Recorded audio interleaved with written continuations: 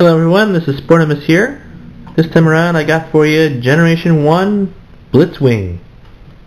He is a triple changer. He turns into tank to jet to robot. Here he is in his tank mode.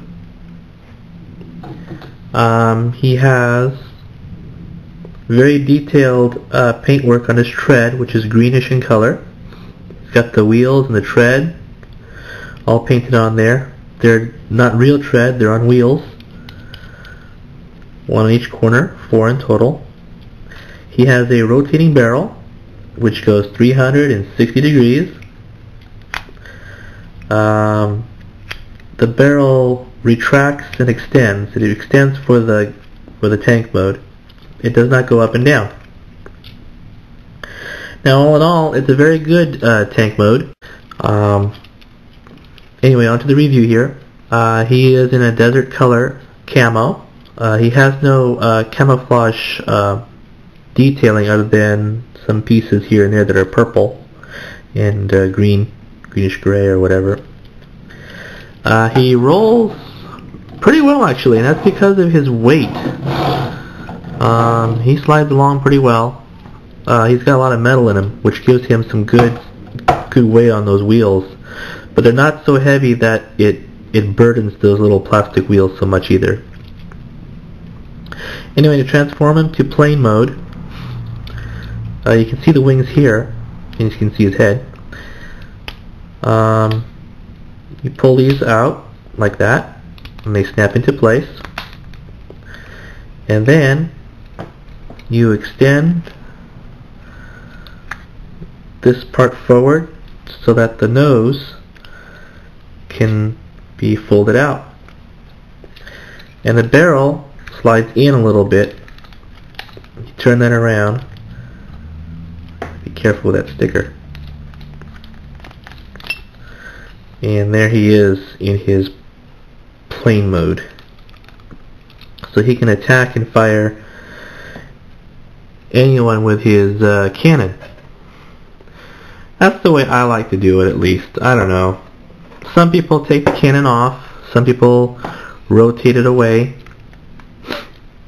He has landing gear type things there. See the fake rounded things there? And he has a front landing gear here. See if I can pull that out.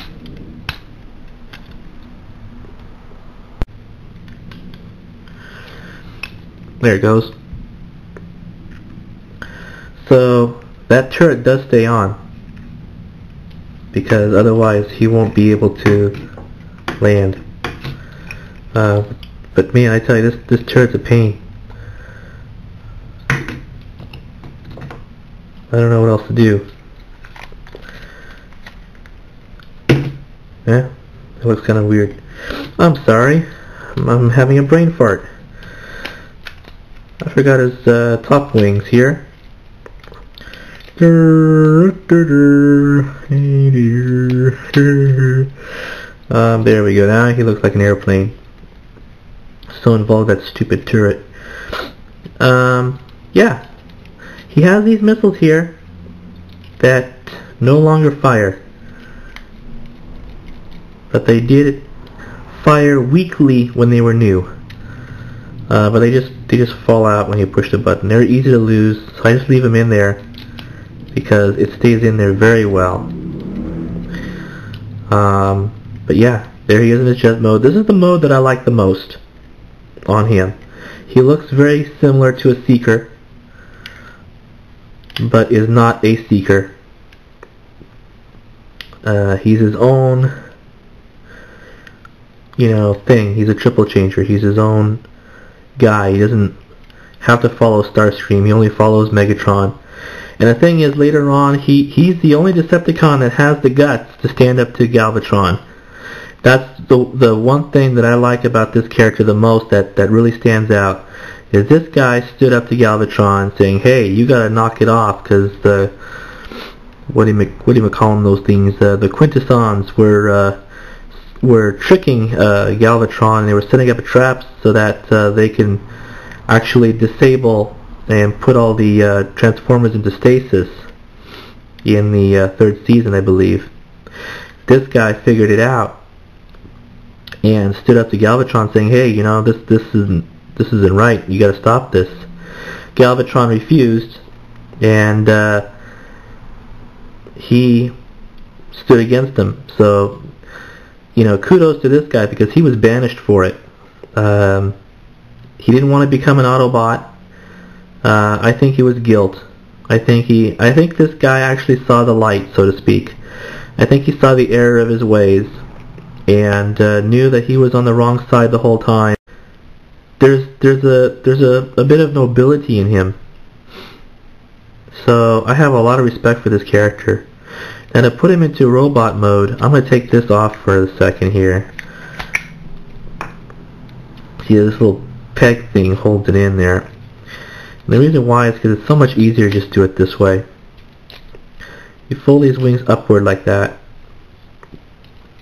You take his head, his nose, and you simply slide it back down to where he was in tank mode, and there you see his head. And then for the legs, you simply pull them out, and they lock into place.